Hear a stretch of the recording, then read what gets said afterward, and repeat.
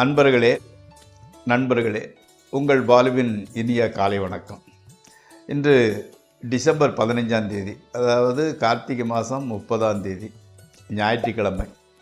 பௌர்ணமி திதி மத்தியானம் 2:31 வரை. அதற்கு மேல் பிரதமை திதி. மிருகசீரிச நட்சத்திரம் அன்னைக்கு. அப்போது சந்திராஷ்டமம் 3:42 வரை துளாராசிக்காரங்களுக்கு, அதற்கு மேல் விருச்சிக ராசிக்காரங்களுக்கு. இன்று ராகு காலம் சாயங்காலம் 4:30 6 வரை. யமகண்டம் மத்தியானம் 12 1:30 வரை. நல்ல நேரம் காலையில் 7:45 to 8:45, சாயங்காலம் 3:15 4:15 வரை. நீங்கள் அணிய வேண்டிய உடையின் சட்டனோட கலர் பிங்க்கு, மெரூன் அந்த மாதிரி இது போட்டுக்கலாம். தவிர்க்க வேண்டியது ப்ளூ பிளாக், அதை தவிர்க்கணும். அதே மாதிரி சாப்பிடக்கூடியது டால், துவரம்பருப்பில் செஞ்சது டால் அல்லது சாம்பார் எடுத்துக்கொள்ளலாம்.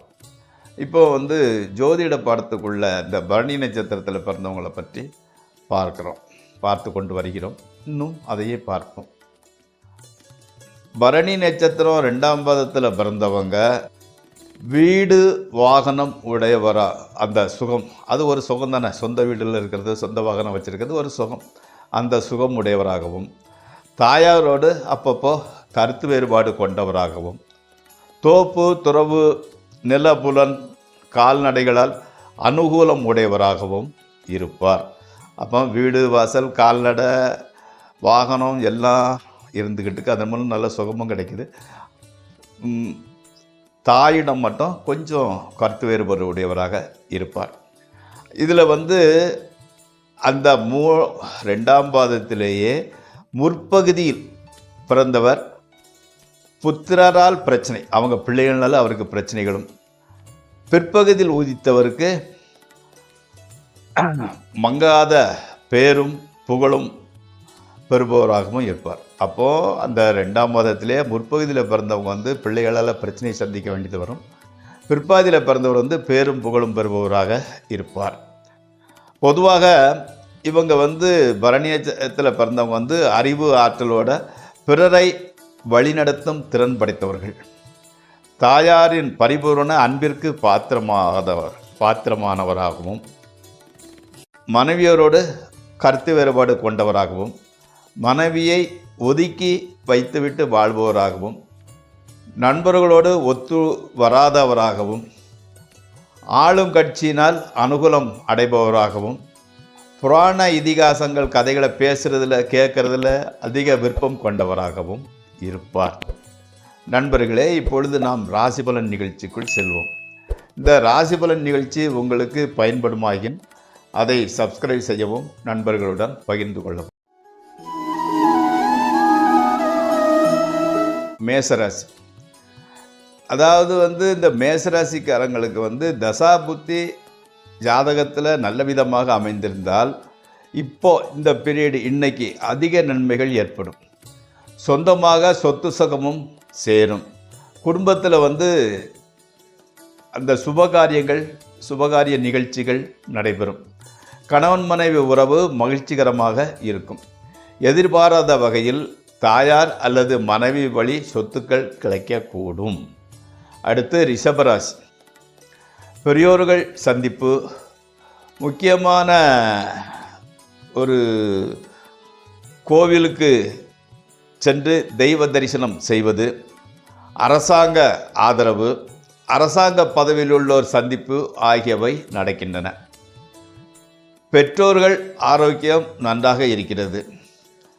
கணவன் மனைவி உறவு கூட பிரச்சனை இல்லாமலேயே செல்கின்றது. பிரயாணத்தினால் ஓரளவு நன்மை கிடைக்கிறது. அடுத்து மிதுன ராசி. தொழிலில் எதிர்பார்த்த அளவு இல்லாவிட்டாலும் முன்னேற்றம், ஓரளவு பண வசதி உண்டாகிறது.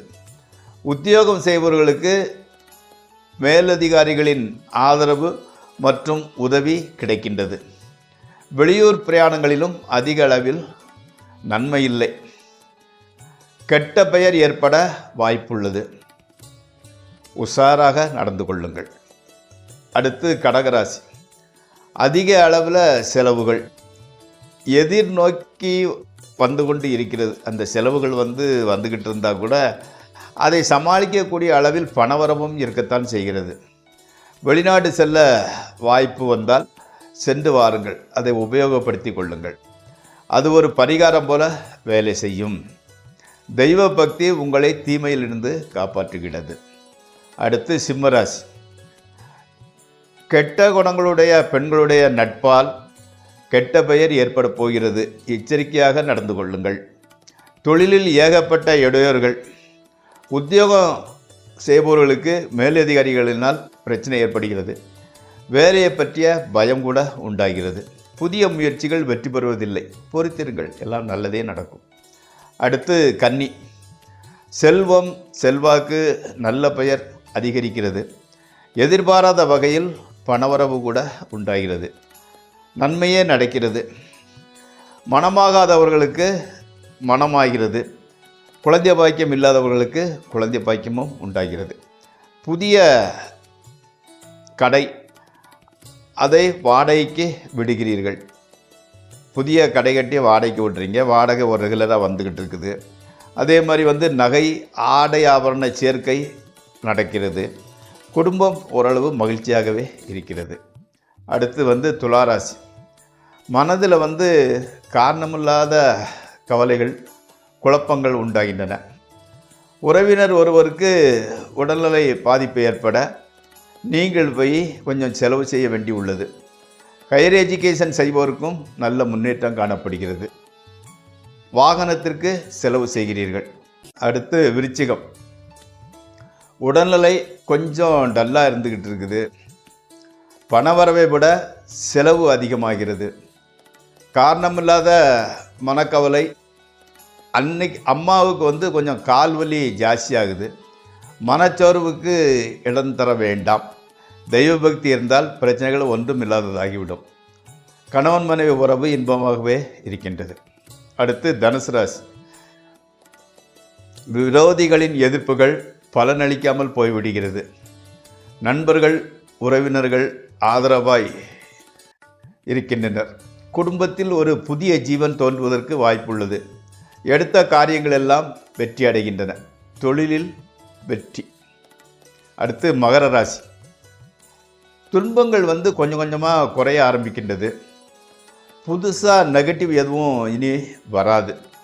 எவ்வளவு பணம் வந்தாலும் கையில் தங்குறதே இல்லை. செலவு அதற்கேற்றாற்போல் வரவு, அந்த எவ்வளவு வருமானம் வருதோ அதற்கேற்றாற்போல் செலவு விடுகிறது. வீணலைச்சல் மாத்திரம் அப்படியே இருக்கிறது. கணவன் மனைவி உறவு சிறப்பாக இருக்கிறது. அடுத்து கும்பராசி. சோம்பல்தனம் கொஞ்சம் அதிகமாகிறது. மத்தியம வயதினருக்கு கால்வலியும் வாலிப வயதினருக்கு கேஸ்ட்ரிக் ப்ராப்ளமும் உண்டாகிறது. குடும்பத்தில் வருத்தமான நிகழ்வுகளும் சந்தோஷமான நிகழ்ச்சிகளும் மாறி மாறி வருகின்றன.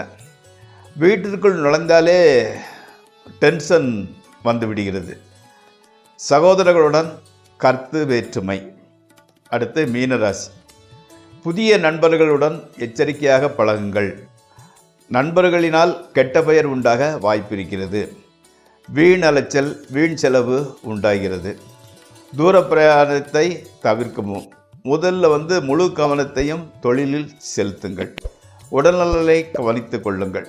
ஸ்பெக்குலேஷன் ட்ரேடிங்கை தவிர்த்து விடுங்கள். நண்பர்களே, இந்த ராசிபலன் நிகழ்ச்சி இத்துடன் முடிவடைகிறது. நாளை மீண்டும் சந்திப்போம்.